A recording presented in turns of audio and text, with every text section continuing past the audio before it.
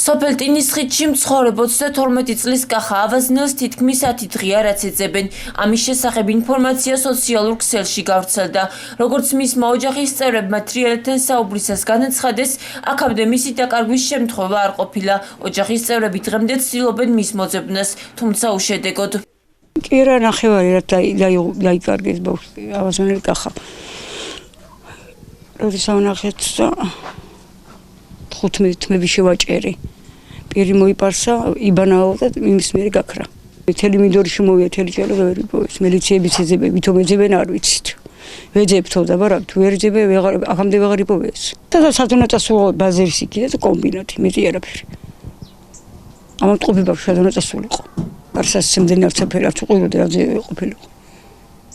ვიღაც აგულიანებს არ შეხვდე სახი არ ვიცი. ისე მიდიოდა ხოლმე და მოდიოდა ჩაოლობრივ 12 საათზე, 1 საათზე ღამე. მძირავი სადღაც ასულიყო არ ვიცი. ქალი მოპარსა. თავის გაუკეთა და ეგ იყო ერთი დღე და ღამე იყო და მეორე დილით წავიდა და აღარ მოვიდა. ეცქვის 10 დღე იქნება. თელი ჭალები შემოვიდა, თელი ისა არაფერი თელი უხლები ჩავამწა და სად რა არის. მე პოლიციასთან მივედი, გამაცხადე. რა ვიცი, გიპოვე თუ მოდისაი, რა ვიცი. ატრებლის სკინინგს და არის. გვერდზე ის არის კაბები ქვია, ბიტორი ქარხანაი. ხო, თემო. იქ იყო ხოლმე და ეთქო მე ადგილი გამოითვალა აღარა იქა. დაკარგულის მეზობლებს აქვთ ინფორმაცია კახა ავაზნელის დაკარგვის შესახებ, თუმცა ვერ იხსენებენ ბოლოს როდის ნახეს იგი, ან სად შეიძლება იგი გაუჩინარებულიყო. დედამისი მხვდება და არაფერი საერთოდ არაფერი არ ვიცი. არ ვიცი, ახლა გავიგეშვილო, მე ამ წუთში არაფერი არ ვიცი.